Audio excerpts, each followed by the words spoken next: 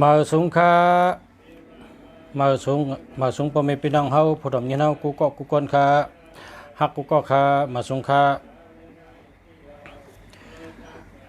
อ้อข้าฉะเมืองดีออกมาด้วยปันหมายพงพ่อแม่พี่น้องเขาหมายพงจ่องดีพอเจอหมายพงอันไหนจ่องดีหลีจังหือหลีไผ่แล้วอำนั้นก็พอเจอจ่องรถเพจ่องมีเพจ่องญาเพอำนั้นก็หมายพงในจ่องมีปารามีอำนาจถือจ่องมีเมตตาลีหือจ่องมีปัญญาหืออำนั้นก็ตัวเงินจ่องป้าค่ะจ่องป้าตัวเงินหือจ่องเด็กเก็บเงินอยู่หือเจอจะว่ามาและอันใดลัดกว่าจังไหนเพราะใครฮู้ถามมาเลยค่ะเพราะใครฮู้ถามมาเลยค่ะมาสุงค่าทำด้วยกันต้องมีเสียงเหรอเสียงต้องดังทำด้วยกันมาสุงค่าไปแล้วอำนั้นก็มาสุงค่ายินเนาะค่ะ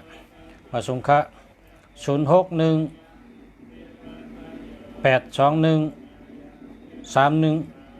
อันนี้ทำแบบกันเนาะทำแบบกัน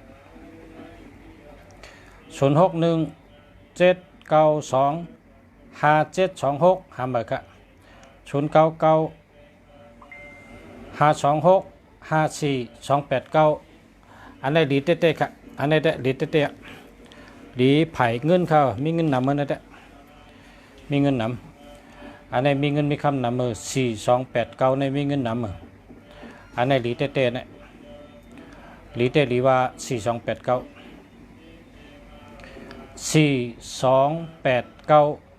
6395นะสระเขาว่ามันแคบนะ099-254-7496อันนี้ก็ดี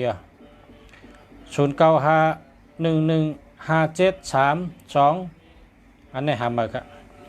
098-988-883365ดีอยู่ครับ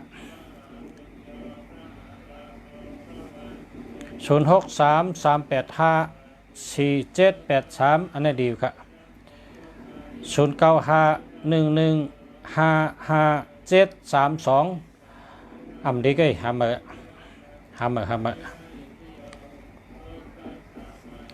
097-897-89825อันนี้ดีอยู่ครับ061-939-6842อันนี้ดีอยู่ครับ061-968-7124อันนี้หามาครับเนาะ061-724-1928หามาครับ062-798-6091หามาครับ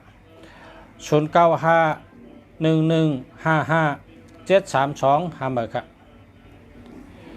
098-494-686อันนี้เดียว063-487-8894อันนี้เดียว095-1155-732หามาครับมันดีครับมันดีหามา089-677-4310หามาครับ063-487-8894อันนี้เดียว099-254-7496อันนี้เดียว082-381-9878อันนี้หามา099-44-68284อันนี้เจ้าแล้วครับ099-248-7986อันนี้เดียว063-487-8894อันนี้เดียว061-695-542 581889อันนี้หามา0948154663หามาค่ะ0984624791อันนี้เดียว0978245445โอ้แคมแกอันนี้ดีครับ099528482486นั่นเดียว0978429661อันนี้เดียว0805283237หามาครับ0823819878หามาครับ0966217661หามาครับ0950705693หามาครับ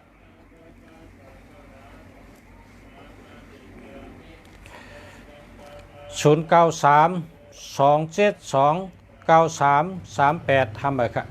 0934690169ทำไปค่ะ0879282627ทำไปค่ะ0836145701ทำไปค่ะ0926154457อันนี้เจอแล้วค่ะ0994468284อันนี้เดียว0628532005หามาครับ0943282593อันนี้ดีครับ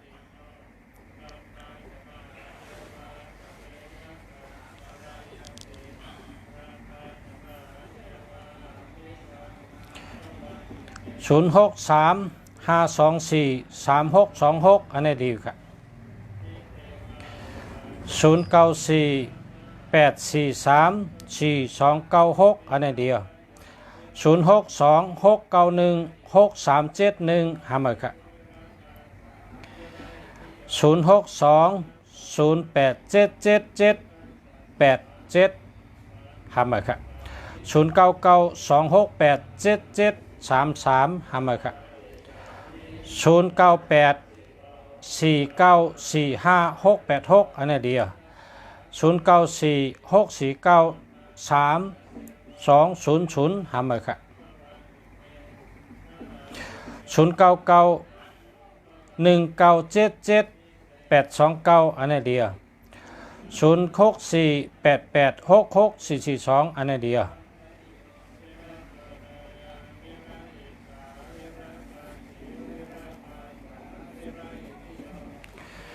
0617294054หามาครับ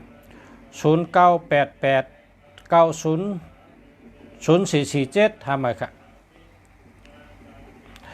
0628541236หามาครับ0626916372หามาครับ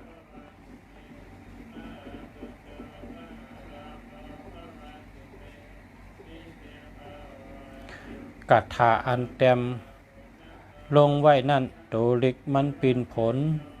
อ่านบอกค่ะอันใดนั่นขึ้นไทยส่งมาด้วยดู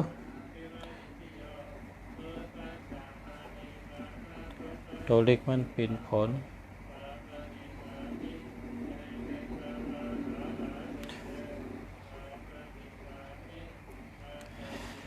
0805767893หามาครับ0618693259หามาครับ0833614570หามาครับ0628388145หามาครับ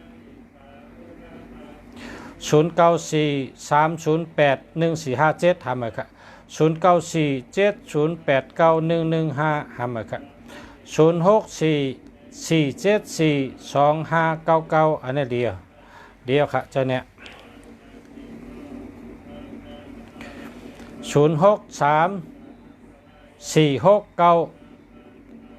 0169ทำไมครับ0805282375ทำไมครับ0984945686อันนี้เดียว0946937632ทำไมครับ099544287789โอ้เข้มแก่เข้มก็เข้มดีก็ดีมักมีเงินนำนี่แหละ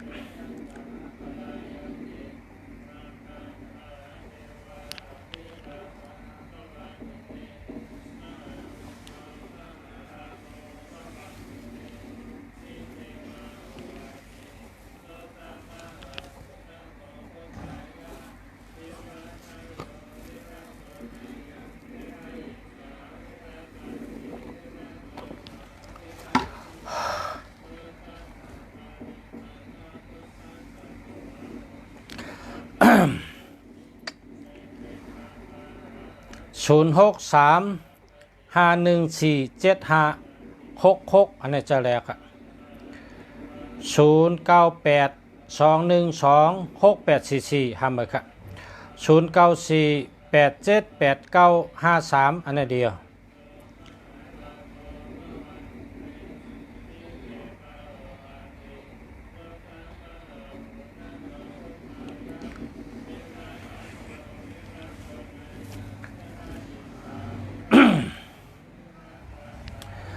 0634867813หามาครับ0994829168อันนี้เดียว06358359356อันนี้เดียว0946698828อันนี้เดียว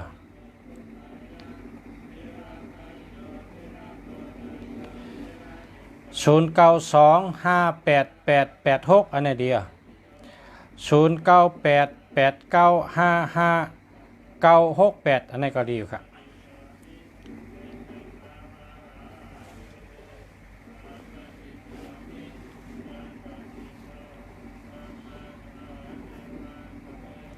0942742129หามาครับ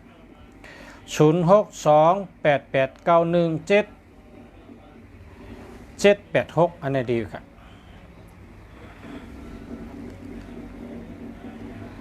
0978899822อันนี้ดี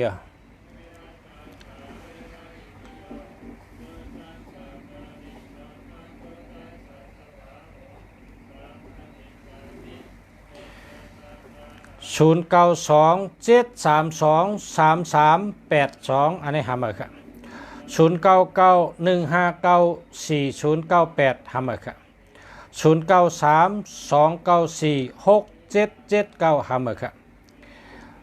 0656238685อันนี้ดีครับ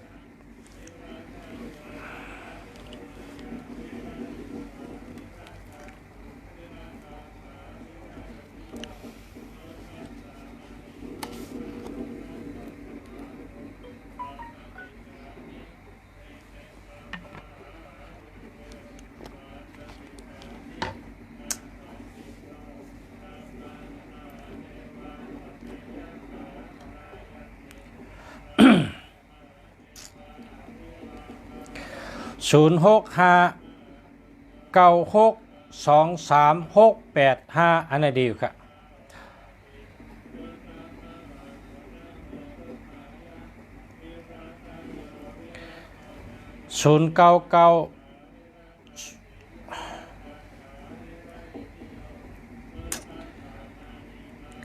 0644809987หามาครับ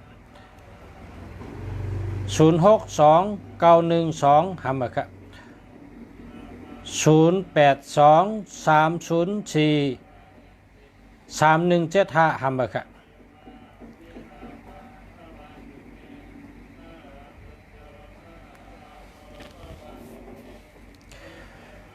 086 683 6915 ฮัมเบอร์ครับ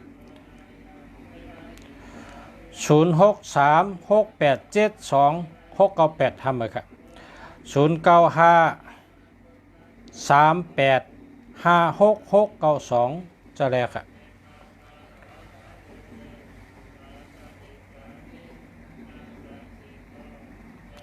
098 569 2396 อันนี้เดียว086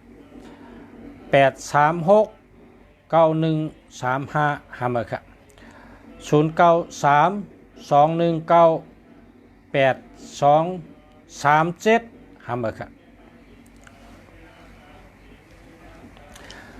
094 604 8776 ฮัมเบอร์ครับ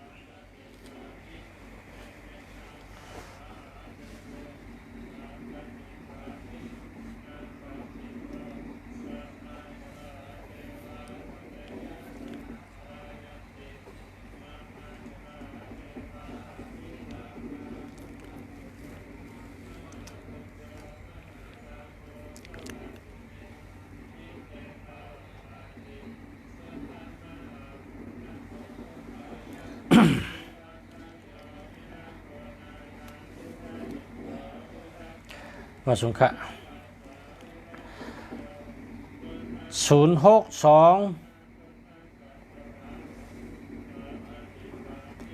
854 3850 ฮัมเบอร์ครับ065 7622 553มันมี76เนาะฮัมเบอร์ครับ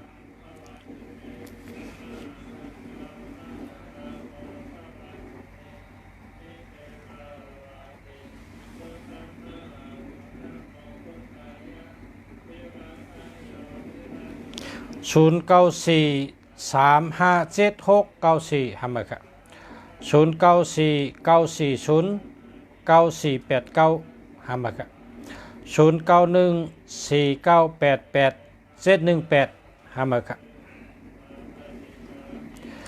082 427 6696 ฮัมเบอร์ครับ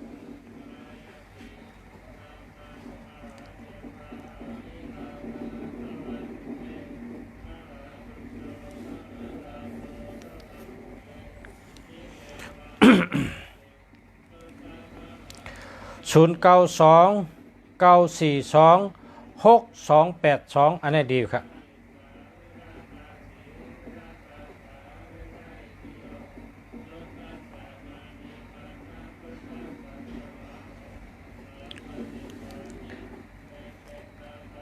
062 8744 359 อันนี้เดียวดีครับอันนี้628ก็มีเงินนำมา628 35เนี่ยมีอำนาจมีปรมี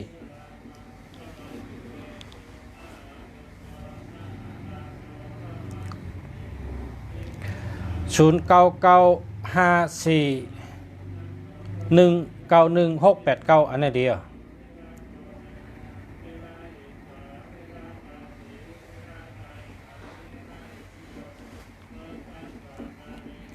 080 3355 689ฮัมเบอร์ครับฮัมเบอร์ละ080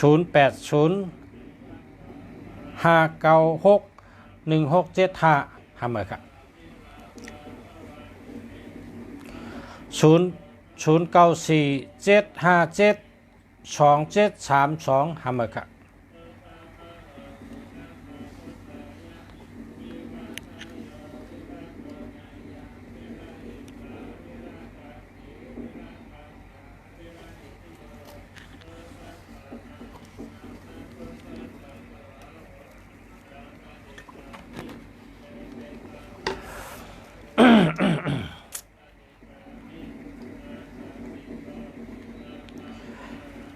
0950800738ทำเลยค่ะ0924852407ทำเลยค่ะ0943238759อันนี้เจอเลยค่ะ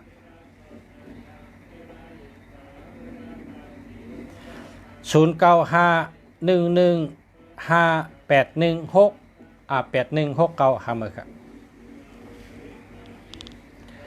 0652003870ทำเลยค่ะ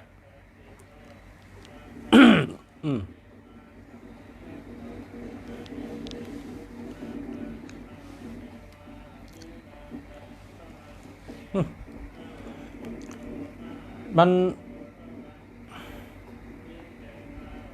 อ่านมันได้น้ำนะ0958973682ทำเลยค่ะ0944272601ทำเลยค่ะ0842929853อันนี้ดีค่ะ0629303865ทำเลยค่ะ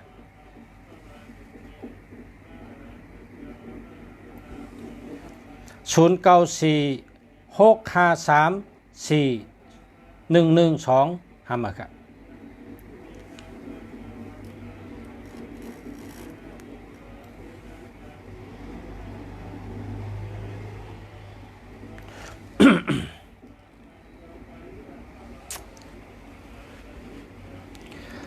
0824755947อันนี้จะได้ค่ะ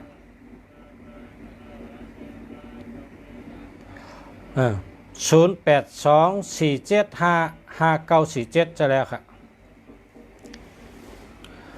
0652090713หามาค่ะ08421046หามาค่ะ0875937493ห้ามเลยครับ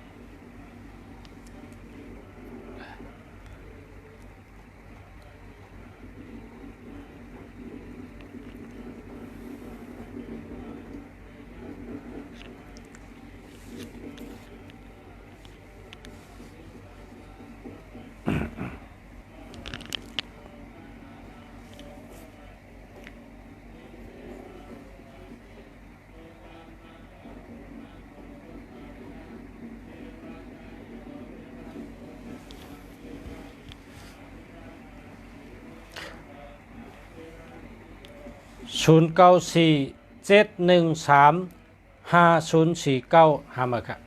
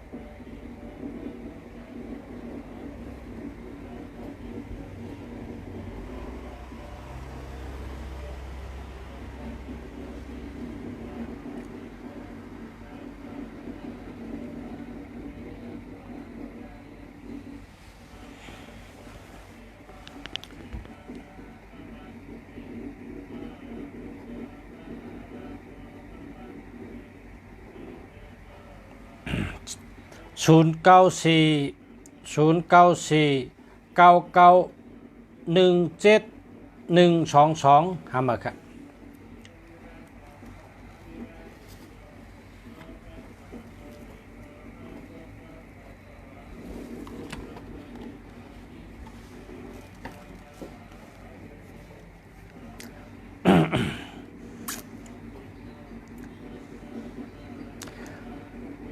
091 083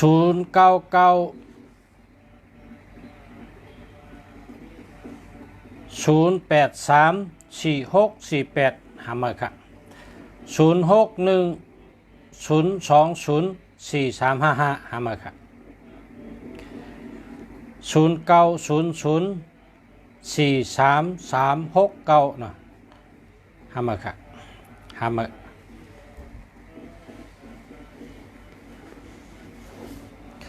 0617139074หามาครับ0610204355หามาครับ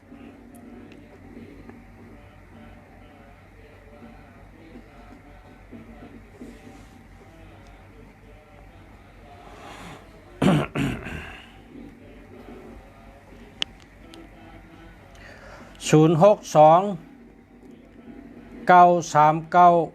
9887อันนี้จะแล้วครับ065 773 7363อันนี้หามา061 713 9047หามา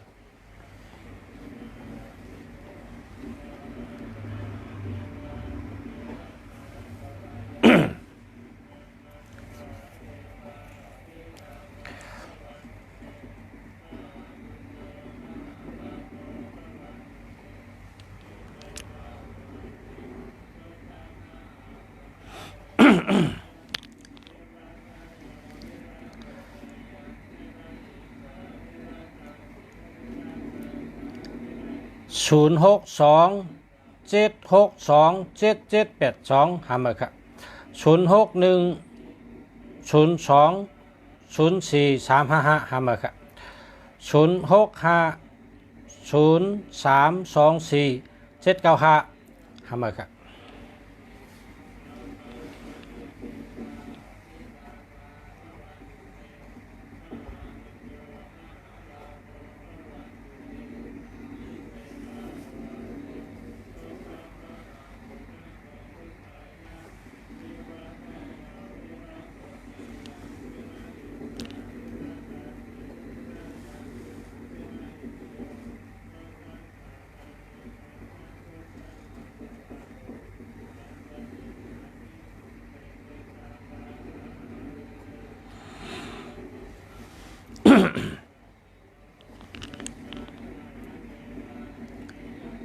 094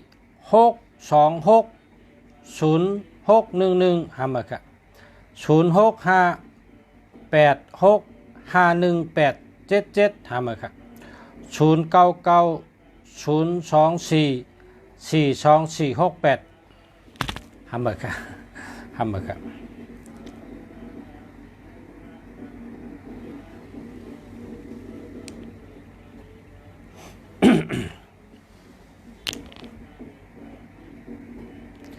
094 626 0611หามาครับ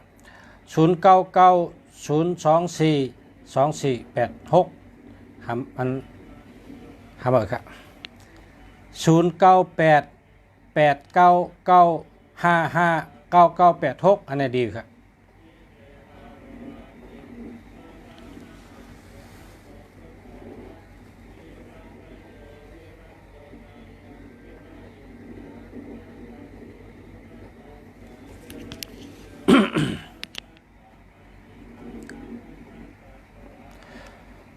061 672 3688นะครับครับ062 2600 100ห้ามครับ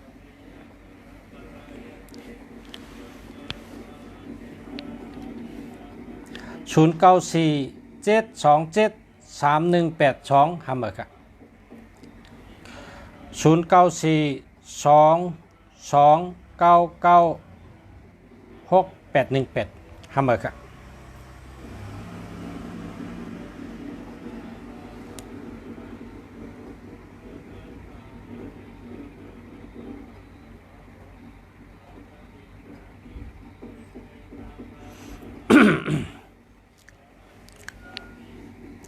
099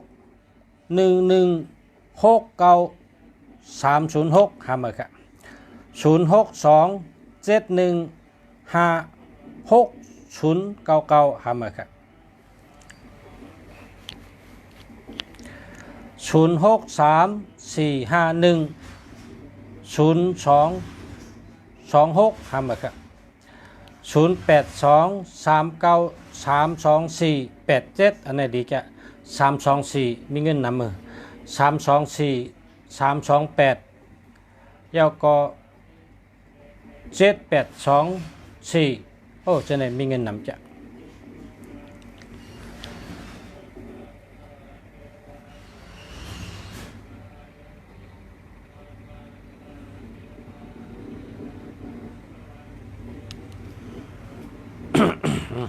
โอเคสิ่งอะไรเป็นก่อนคำขนาดคำค่ะมัน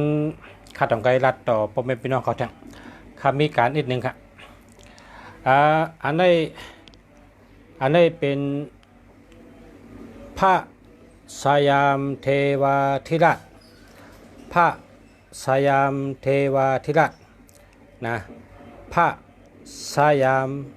เทวาธิราชโปรแกรมไต้ว่าเหือลุงเสียโปรแกรมไต้ว่าผีไต้นะครับว่าโปรแกรมไต้ว่าผีไต้โปรแกรมไต้ก็ว่าผีไต้นั่นสยามอันนี้มันเป็นชื่อไต้เฮามันห้องเฮาว่าเซียนนะอังกฤษก็เตรียมชื่อเขาว่าเซียนนะเคเขาก็เตรียมเมื่อกูปอกไต้เฮาอยู่ในเมืองเคเต็มเฮาว่าสยามก็ได้มานทำเต็มพิษมานเต็มพิษว่าเซียนนะขุนผีไต้นะครับวันนี้ขุนผีไต้เจ้าขุนผีไต้พอศึกปืนในเดมีเมื่อเจ้าขุนหอคำเจ้าขุนหอคำเฮาปาที่4นะครับเนาะเจ้าเมื่ออยากขุนหอคำเฮาปาที่4ไล่ย้อนกันต่อยาหันเจ้าอันเปิ้นไลตาลาอันเปิ้นอ่องตาลานั่นค่ะเนาะไก่ไว้ไก่ย้อนกันต่อเฮาก็ว่าหนังฮือติมาอุบเปิงเมืองเฮาหนังฮือติมาซอยเกียรติเคปันเมืองเฮาไรนั่นเฮาเตไลปูเตไลกะละวะปูจอเจ้าป้าเลยค่ะอันที่จอยเฮาไรค่ะอันที่เปิดปันเจอคือเฮาไรอันที่เปิดปันเจอจ่าเท่าไรเกียรติเคเพเฮาไรนั่นเฮาติไรก็ไก่เจ้าป้าเลยค่ะนี่เมื่อเจ้ามุนอยากคนคำเฮาปฏิสิไรต้องถามเจ้ายาหันอันเปิ้นอ่องตาลาเนาะยาหันอ่องตาลาในเปิ้นสานได้วินได้นางตาลาเข้าสานป้องเข้าสานหน้าในหนังอ่ำต้งอ่ำหนึ่งเลยเป็นวันก็มี2 วัน 3 วันก็มีเปิ้นต้งนั่นเปิ้นห้องว่าเข้าสานยาหันเจ้านั่งเข้าสานเมื่อคนคำถามเจ้านั้นในเจ้ายาหันเขาเจ้าจังนางตาลาข้าวตัง4 วันนะครับเนาะเมื่อคนคำปฏิสีเนี่ยนังเจ้ายานเขาจะนั่งแถวก็ว่าเขาแต่ได้เมื่อผิดปังมาตีเมืองผีต่างจื้อเอาห้างกล้วยเขาเป็นผีใต้เฮานะเขาเป็นผีเฮานั่นเนาะเปิดห้องว่าผีเจ้าขุนผีสยามนะครับเนาะเจ้าขุนผีสยามเจ้าขุนผีสยามก็เซียนก็แสมก็ชานอันเดียวกันของวัดใต้เฮานั่นนะเจ้าใต้เฮานะครับเนาะอันนี้ก็การในเจ้ายาหันเขาเจ้าจังต่างเล่าลาดขึ้นคนคำเจ้าคนคำปฏิสีในเจ้ายุ่มย้ำนับถือศาสนาพุทธะเฮ็ดให้ศาสนาพุทธะพระเป็นเจ้าเฮืองเปิงเสือในกาบปานมันเจ้าจามบ้านกินเมืองแล้วก็เจ้าก็เลยเฮ็ดไว้เป็นอมวยอันลองผีเปิดเจอคือเฮาเนี่ยอันนี้เป็นต้องเขาเนี่ยอันนี้พอเฮาคาเอาบ่อยเขาแตกเอาไว้เอาย้อนชูเอามาจอยเฮาคาป้าปันเจอคือเฮาคาพอเปิดมาเป้กินเฮาเปิดมานึกจากเขาก็เจ้าเฮาเกียรติเคกังปันอย่าเฮามีเปิดมาเป้กินเฮาอย่าเฮามีคนนึกจากเขาอย่าไปเฮามีเปิดมาเป้กินเฮาไรแค่นต่อเจ้าเฮา อยู่ที่สูงมุงที่แต้มอยู่ที่ไก่มุงมาที่จำอยู่เนื้อโหเฮาขามุงคิงเฮาขาให้เฮาขาได้อยู่ดีกินหวานเหตุการณ์ขึ้นใหญ่มาสูงให้ได้กัดเย็นให้ได้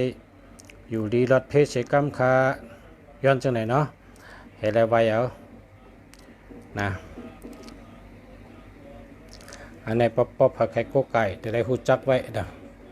ป๊อปผักไข่โกไก่ก็จะได้หูจักไว้นะ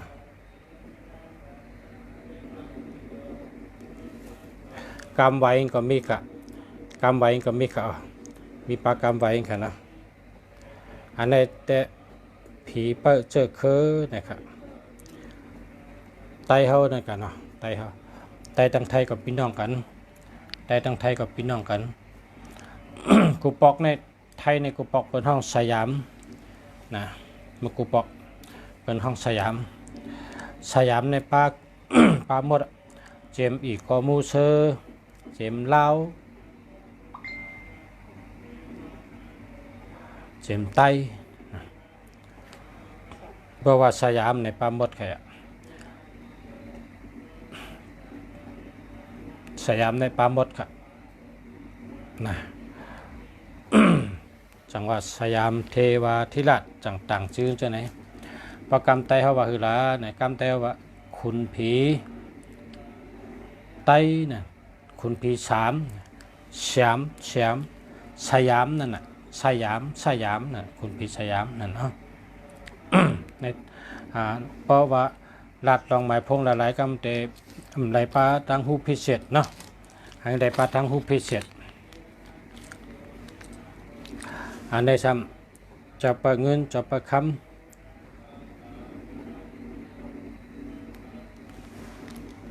อันนี้ก็มีกำใบจอมนะมี3 สีครับมี3 สีนี่สีนี้ก็มี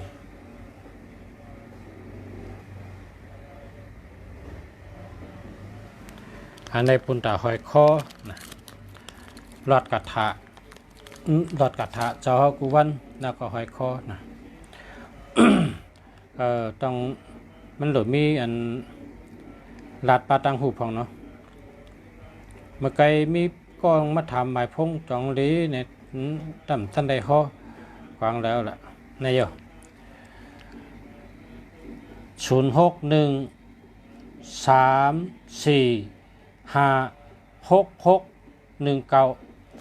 ไปแคมป์ค่ะหามเบอร์นะหามเบอร์ค่ะ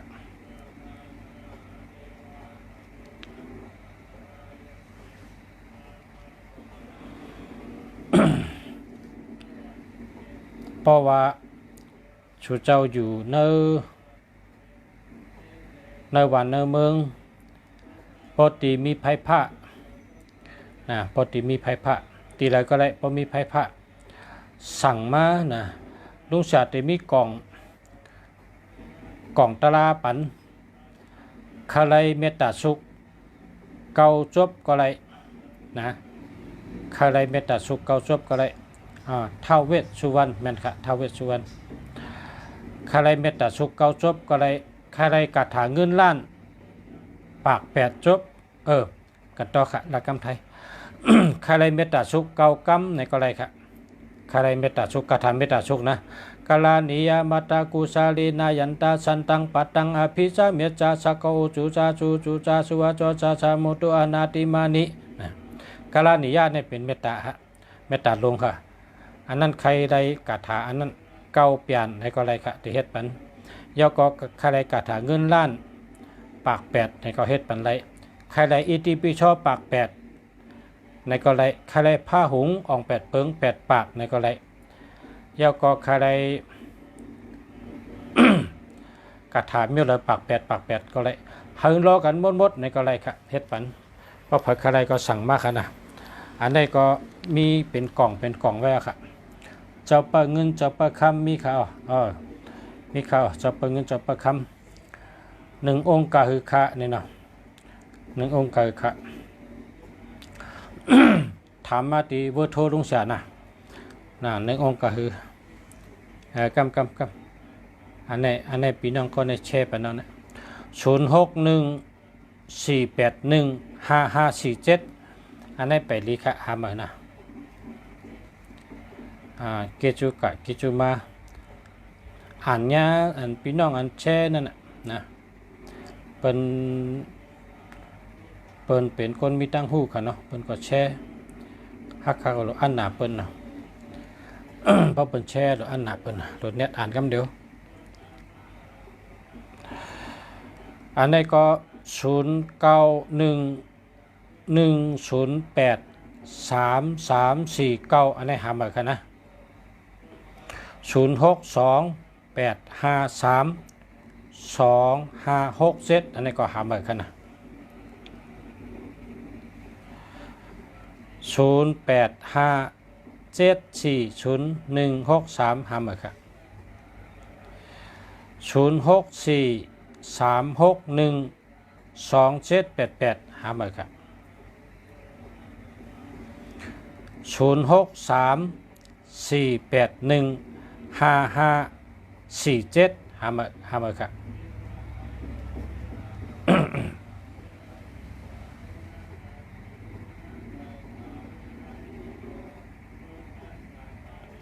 ข้าไลท้าวเวสสุวรรณมีข่าวท้าวเวสสุวรรณนี่ค่ะท้าวเวสสุวรรณ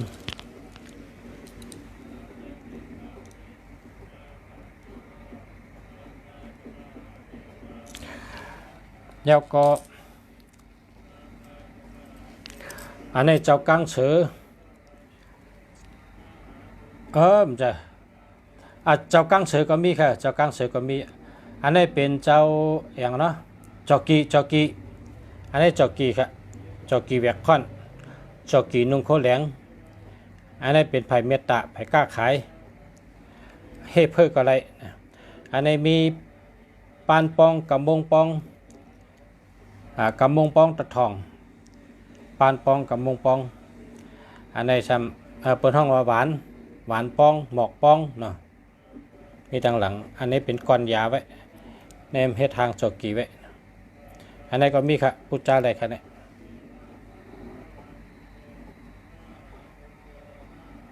แล้วก็จับกลางสือก็มี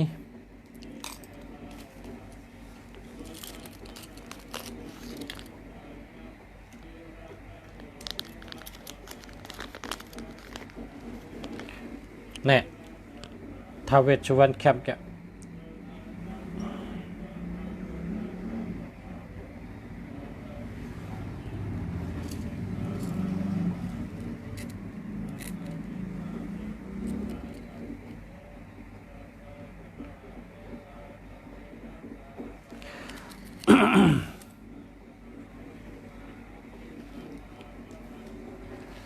อันนี้หลวงพ่อรวยเนี่ยก็หลังจะเนี่ย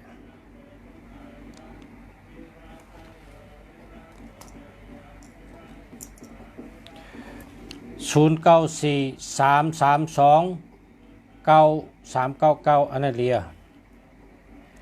ข้าไรท้าวเวสสุวรรณได้ข่าวท้าวเวสสุวรรณได้ข่าวกับสืบมาดีหมายพงประชานะ0887896916นะแล้วก็เต็มจื้อปัดเต็มจื้อก็ไล่ขึ้นนะ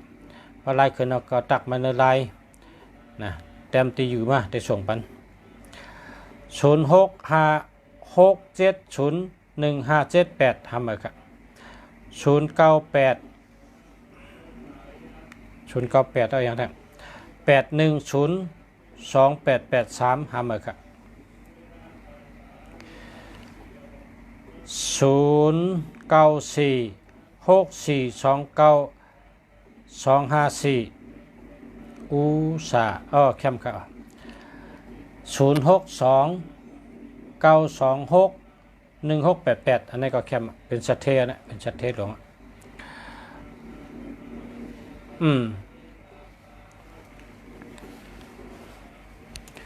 เข้มแล้วค่ะ0619451220หามาค่ะ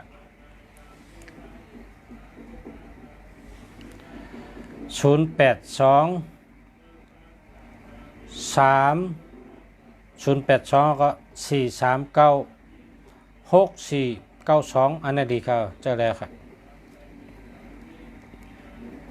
0987969118หามาครับ0805453669นำนะหามาครับ50มีตัวเร็วแก่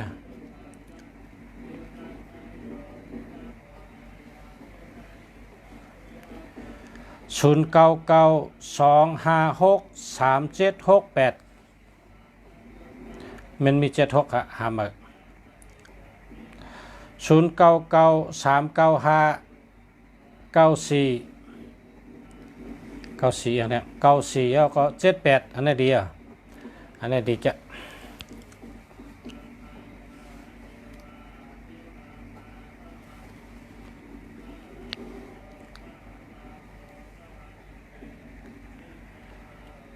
0613456619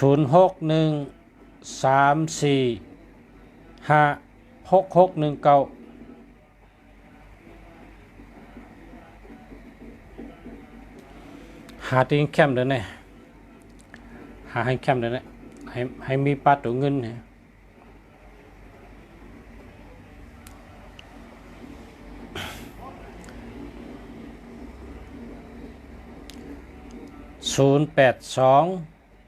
0823986346อันนี้ดีครับ0943513315หามาครับ0660771377ทำเลยครับ06497220ทำเลยครับ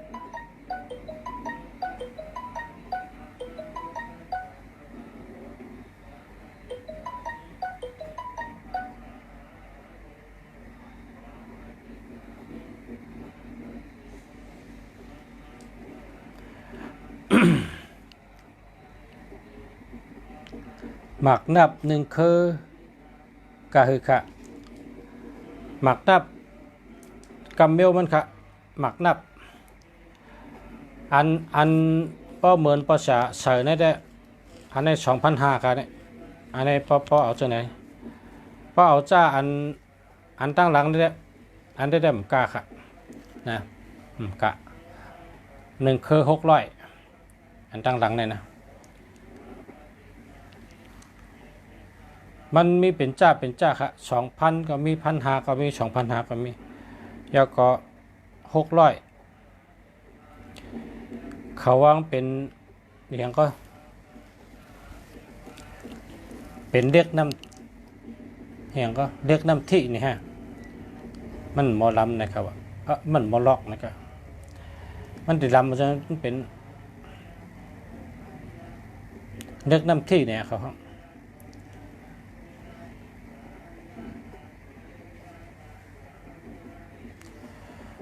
0656010088ห้ามาค่ะห้ามา0802931898ห้ามาค่ะ0887772969ห้ามาค่ะ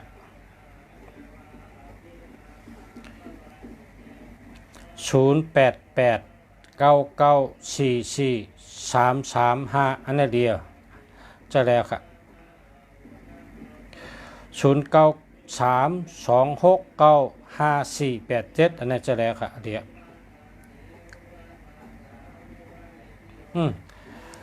โอ้แคมจะได้แคมจะเนี่ยสาธุพระสยามเทวาธิราชพ่อแม่พี่น้องเขาพร้อมกันก็ไก่น้ำนะพร้อมกันก็ไก่น้ำพาราก็พอมีเงินก็ซื้อก็ไก่ไว้ที่เฮิรนเผยเฮิรนมัน1เฮิรน1010นะกุสุลีกามลีอ่ำไรเป็นคาเปิ้นนะอ่ำไรเป็นคาเปิ้นอ่ำไรเป็นขี้คาเผยครับพอได้ก็ไก่เนี่ยอ่ำไรเป็นขี้คาเผยป่นจัดปานขี้คานะป่นจัดปานขี้คา อาทิตย์เปงกะ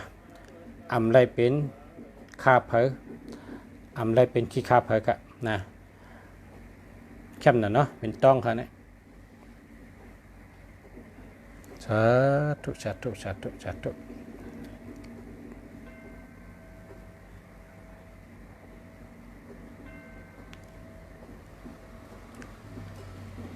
มีพี่น้องสั่งไว้ลุงเสียก็เอามันนี้เฮาพอมีพี่น้องเฮาได้ของดีเฮาได้โกไก่ของดีอิติปิโส108เป่าทั้งวันทั้งวันเพราะว่าเผอมาซื้อเวอร์โทติปสาในลีเลเปิ้นเพราะว่าปสาเอาอิติปิโสปาก8จุกไว้จุกกุวันนะอิติปิโสปาก8อ่อง8เปิงปาก8กระถาเงินล้านปาก8กระถาเมตตาปาก8เพราะว่ามาซื้อเวอร์ติปสาในเป็นเวอร์อันสร้างใจอะเวอร์โทนี่นะ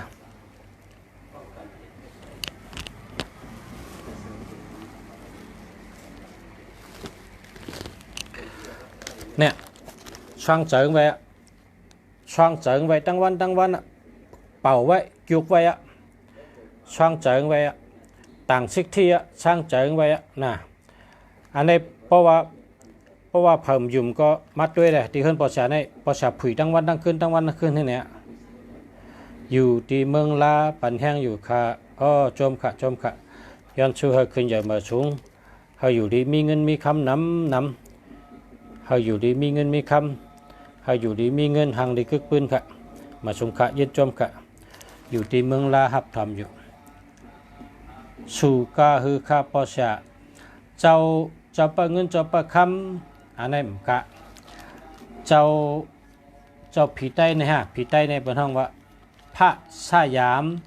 เทวาธิราชผีใต้กำไตผีใต้ชันเนี่ยมันห้องว่าชันคนไทยเนี่ยกุปอกเป็นห้องว่าสยามเมืองสยามเมืองยิ้มเมืองกอกเนี่ยตัวเดียวเป็นห้องเป็นน้ำปิ่นเป็นแรกชื่อเป็นไทยแลนด์มาเป็นเมืองไทยแบบเมื่อกุปอกได้เป็นสยามนะหนึ่งสู่กาคะถามมากค่ะนะถามมากค่ะอยู่แถวไรคะอยู่เชียงใหม่ค่ะอยู่เชียงใหม่ค่ะยินชมค่ะ093-296-5487อันนี้เดียวค่ะซิมก็คือค่ะซิมก็1ซิมใน1,500เงินไทยนะ1,500วันอังคารก็มีค่ะปุ่นตาเจ้าวันอังคารก็ได้5,000ปุ่นตาเจ้าวันพัดก็ได้5,000ค่ะวันเผยวันมันเวอร์ละกี่บาทเบอร์ 1,500 บาท092-460-1623หาหมายค่ะเนาะ50มิตรตัวเดียวไว้094-756-9624อันนี้ดีจ้ะเนี่ยแคมจ้ะอันนี้624ในเมตตาลีทนคนหักนำทนใน624เนี่ยอยู่ตาคีเล็กปันแห้งอยู่ค่ะค่ะเย็นจมค่ะ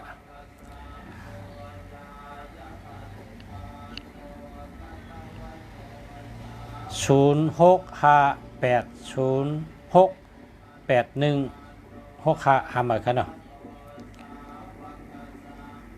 094-012982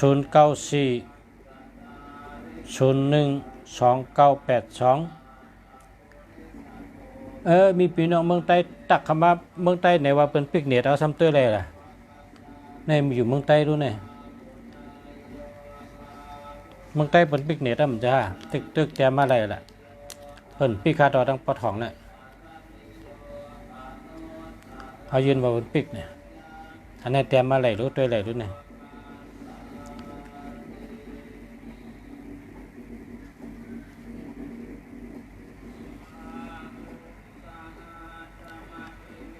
061-687-4952ดีค่ะจะแล้ว 0629197964แล้วค่ะจะแล้ว083614 324อันนี้เรียกค่ะจะแล้วค่ะ0889944335เรียกค่ะจะแล้วค่ะจะเนี้ย0660231596หามาค่ะ0946363115หามาค่ะ0945325996อันนี้เดียว0616851393หามาค่ะสร้างเจอ6แมว2ไล่เข้าช่างเจอ6แมวก็ได้6แมวในสร้างเจอเขาเป็นไผ่กล้าขายก็ได้6แมวสร้างเจอเป็นไผ่เมตตาตั้งหักก็ได้6แมวสร้างเจอเขาหาเงินเม็ด เป็นไผ่กล้าขายหาเงินก็ได้6แมว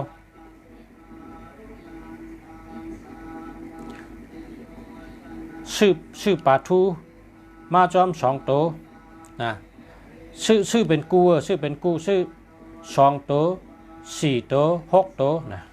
เพราะว่าลุงเสียเขาเลี้ยงแมวนะลุงเสียเลี้ยงแมวก็สูมาสร้างใจ6แมวที่พอเสียในสูโดชื่อปลาทูมาจอมซื้อมา2ตัวนะแมวลุงเสียได้มักปลาทูน่ะกินกูว่านะวัน2ตัว3ตัวนั่นนะพอมาสร้างใจ6แมวเขาเตะลาดในลายเอาเขาเตะลาดในลายมันว่าเฮ้ยแดกกันสูมีของดีเฮามีปลาทูเฮาแลกกันไหนวะเอาปันปลาเอาปลากับปันแมวนั่นกินกันเดียวแมวเขาในมักปลาทูน่ะ1วันกิน3ตัวบ่นี่พอแมวกินก็เถือกเข้าพอแมวกินก็เถือกเข้าเนี่ยวะเพราะว่าเผาเรื่องใจเพราะเผา26แมวนะอย่าไปกินเนื้อแมวอย่าไปป้อแมวอย่าไปหลาแมวนะหรืออะไรฮักแมวหรืออะไรดุมดาแมวดีๆ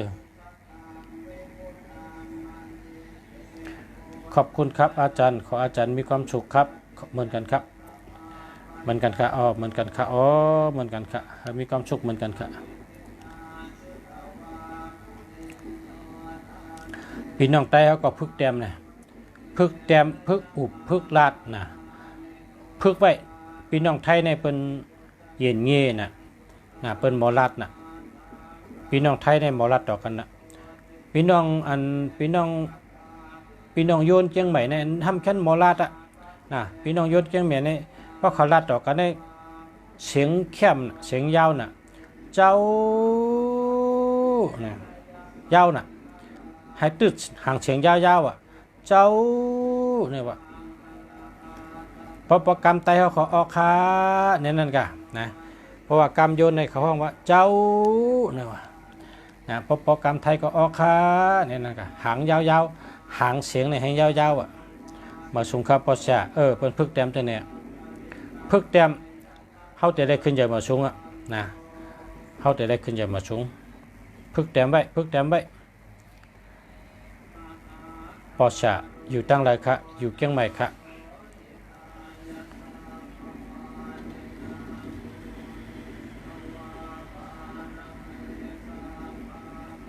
สายไตเมืองสุ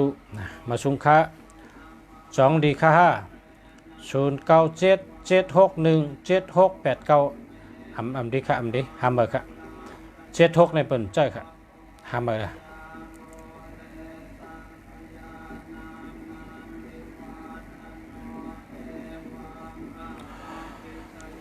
หรือไรหามเมอร์หานแคมมือตั้งกินก็หลูเลือกกินอันดีมันโคนุงก็หลูนุงอันดีมันเบอร์โทรศัพท์ก็หลูซื้ออันดีไงนะหลูซื้ออันดีไง0943598432จะแล้วค่ะขอให้เห็นนะคะ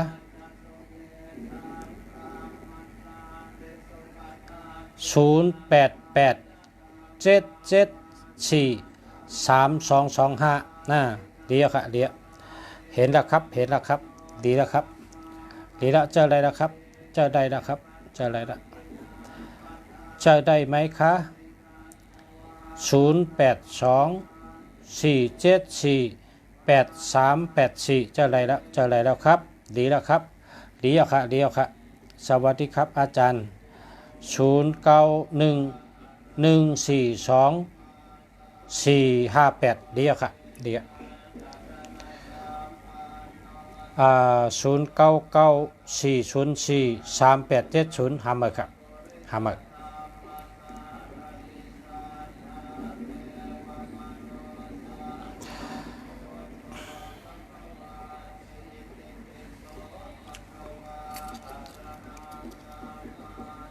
จะเปิดเงินจะเปิดคำจะเปิดเงินจะเปิดคำท้าวเวสสุวรรณท้าวเวสสุวรรณท้าวเวสสุวรรณสาธุสาธุสาธุ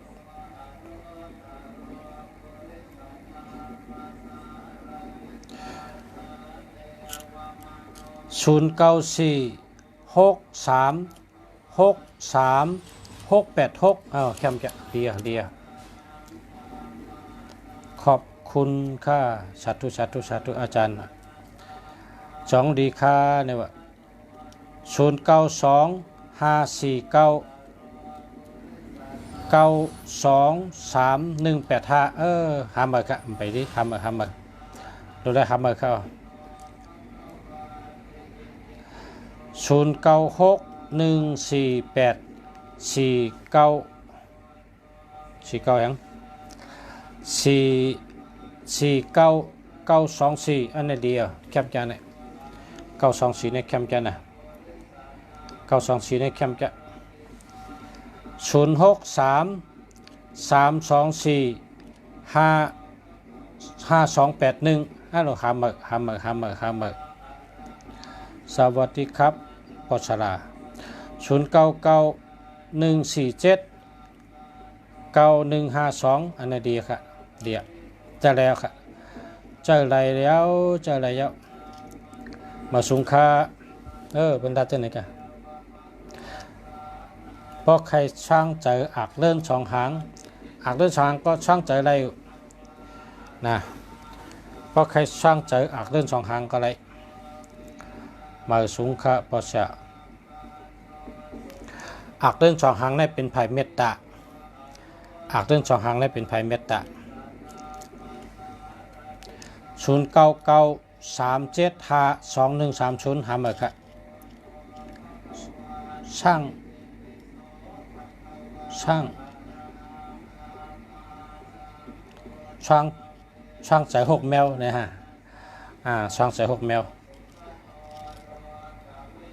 0824769546หามาครับหามาครับ0823433658อันนี้แล้วครับเจอแล้วครับพระอาจารย์ราคาเท่าไหร่ครับมาสุงค่า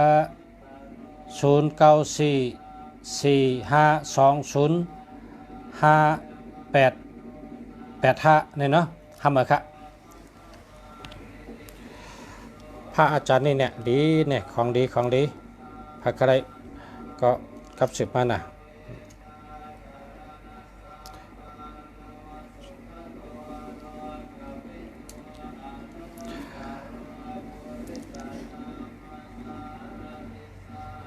0823568189ห้ามาครับ0634835386เดียวค่ะในเดียว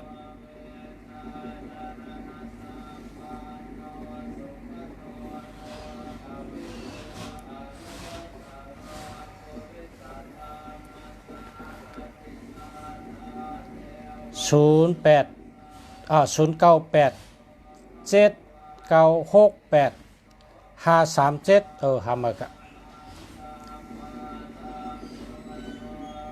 ออกค่ะจมค่ะภาษา0616928754เอาในเดียวเอาในดีจ้ะเนี่ยดีจ้ะ 928 289เจ้าไหนนะมีเงินนำ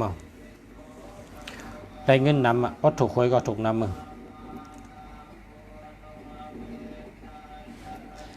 0838841823หามาค่ะมาสุงค่ะ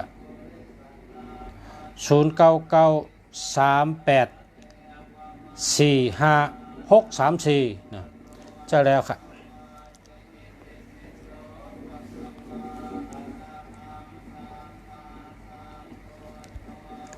0838841823หามาค่ะ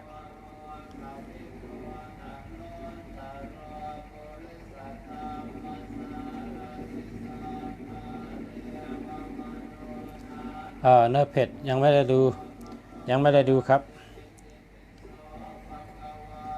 เข็นมาตรงนี้นะครับพงเข็นมาตรงนี้ครับจะได้อ่านได้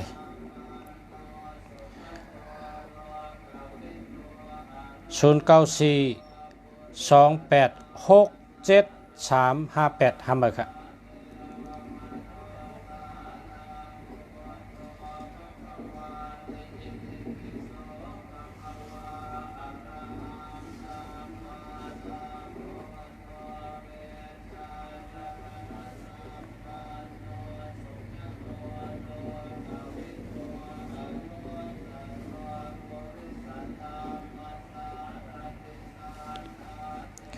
085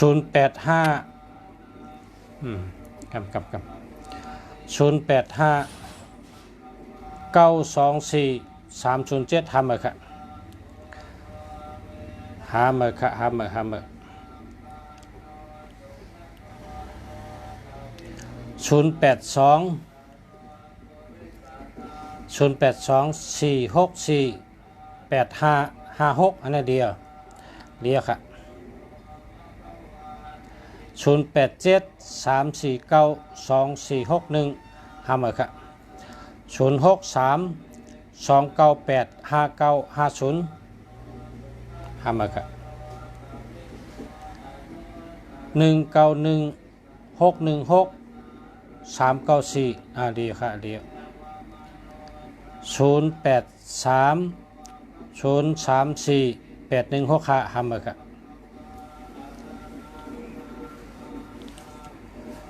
063 538 1707ฮัมเมอร์ครับเอากันได้ก่อนเนาะสายตาขึ้นเนาะครับสายตาขึ้นเนาะ062 290 2616ฮัมเมอร์ครับสวัสดีครับอาจารย์062 8656225แล้วครับจะแล้ว0952628887อันนี้เดียว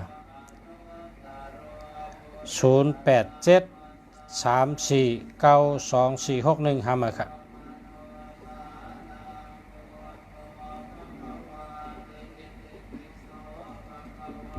พอตันมาปูจอจับเงินจับประคำค่ะเอาค่ะยินจมค่ะ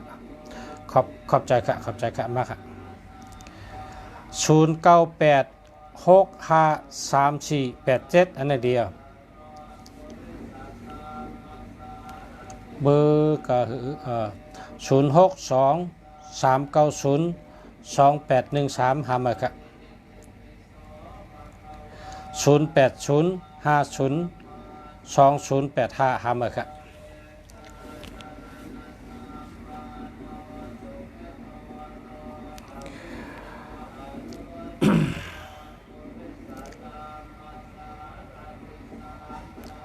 08961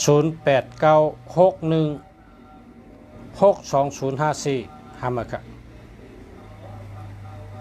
083 4789กวางแล้ว455อันนี้ดีครับ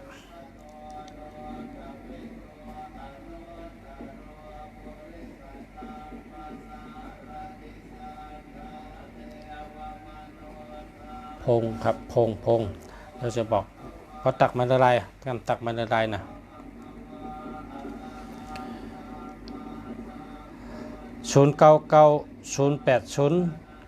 080 3493หาเมค่ะ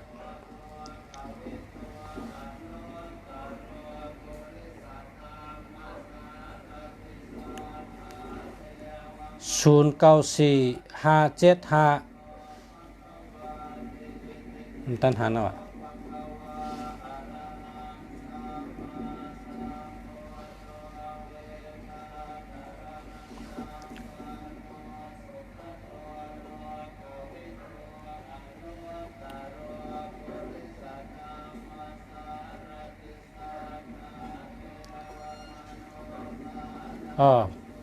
พอมาซื้อ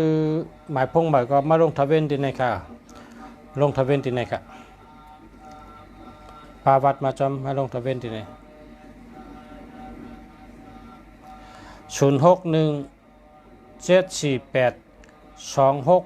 0617482689ดีค่ะแล้วครับพอมีพี่น้องเขาตักขึ้นต้องไกลตัวต่างวันไกลตัวแท้จะไปเงินจะไปคำนั่นนะแคบนะสาธุมาสงค่าอะไรซิมกะคือค่ะ1ซิม1,500ค่ะ1,500มาค่ะพออะไรซิมนี่ซิมลงสารให้เป่าไว้ทั้งวันทั้งคืนช่องเจิงไว้เอากระถางเงินล้านเป่าไว้ปาก8กุวันอิติปิโสปาก8กุวันกระถาผ้าหุงปาก8กระถาอ่อง8เปิง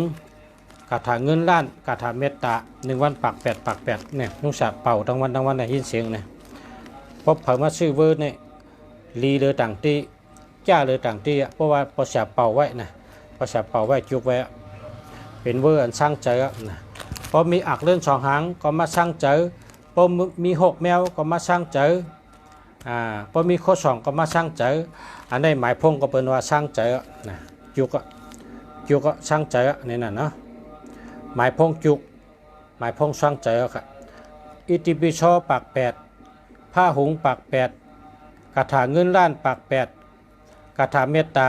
กาลานิยสุปาก8กุวันค่ะเนี่ยเป่ากุวันค่ะเมืองแรงต่อรับสึงเป่ากุวันค่ะจะว่าเป็นเวอร์มงคลนะครับเวอร์มงคลเวอร์หลีเวอร์มงคลค่ะสาธุ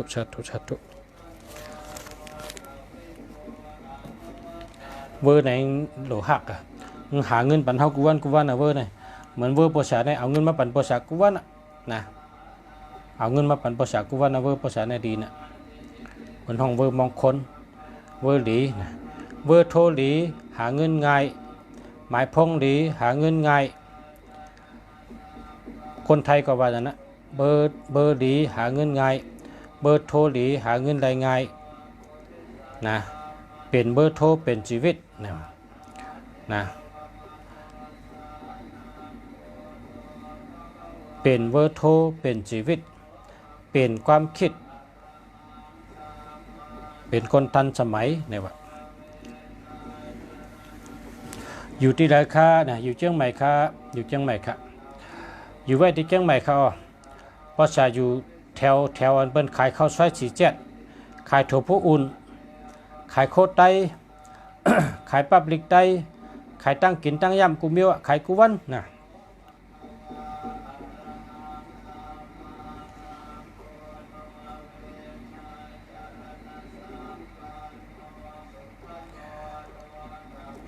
ชมค่ะ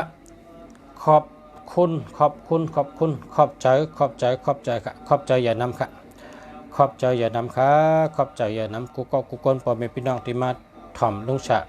เมืองดีอุบดัดลองหมายพงนะเขาอยู่ที่ในกะละวะไวช้า